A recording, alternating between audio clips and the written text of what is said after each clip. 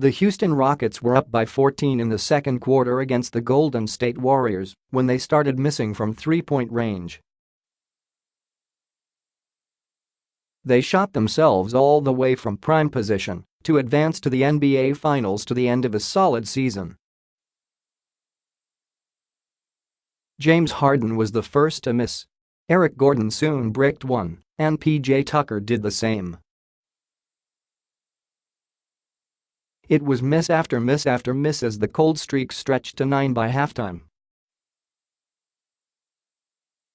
There were 14 more in the third quarter in a surprising performance for a team that relied on the three all season.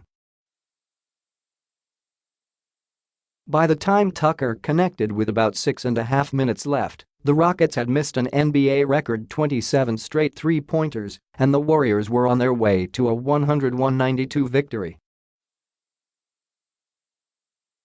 Though Gordon believes the result would have been different if Houston had Chris Paul for the last two games of the Western Conference Finals, saying, "If he was out there, we'd have been playing on Thursday." The rest of the Rockets agreed that even the nine-time All-Star probably couldn't have changed things on a night their shooting was historically bad. "It's a grown man's league," Tucker said. "It doesn't matter, next man up. You've got to play.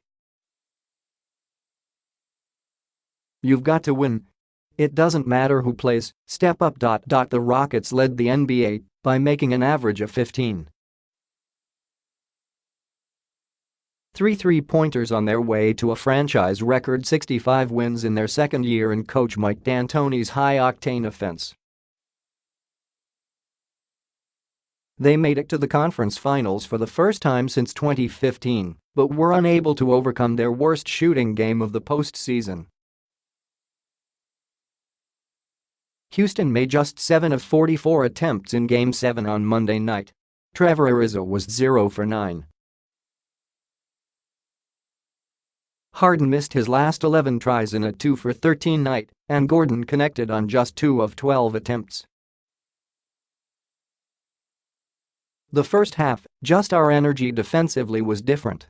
That created more opportunities for the three and they went in, Harden said. As a result of that, we got a double-digit lead going into halftime. Those same opportunities were there in the second half, we just didn't make them. They made tough shots. That's it pretty much. It was a bitter end to a sweet year for Houston. Harden turned in an MVP-caliber regular season to help the Rockets get the NBA's top seed for the first time in franchise history. Many doubted that he would play well with Paul after the point guard was acquired in a trade with the Clippers.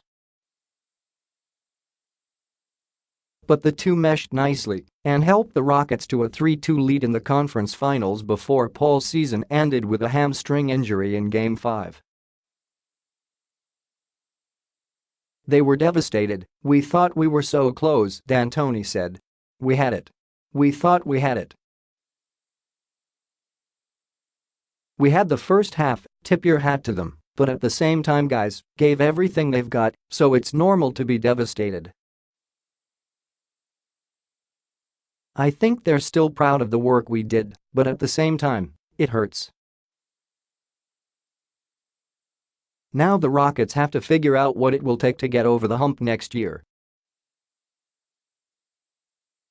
They have some big decisions to make with Paul, Ariza and center Clint Capella eligible for free agency.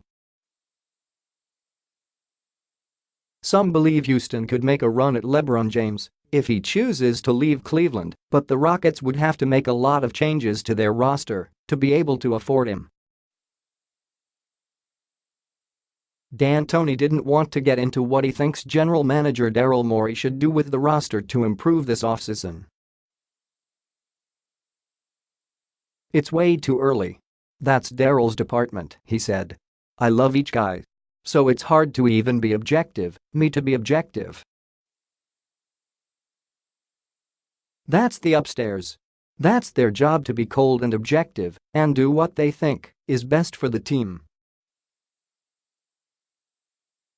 Then once we get in the trenches, I'll be happy with whoever we've got. But he knows the Warriors will continue to be the league's benchmark, and they'll have to figure out a way to beat them if they hope to win a championship.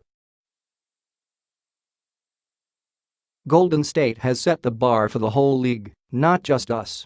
We know where we have to go, he said. We feel like we're really close, so I'm obviously optimistic because of the guys we are dealing with, and they're winners. You keep knocking on the door, and they'll eventually open.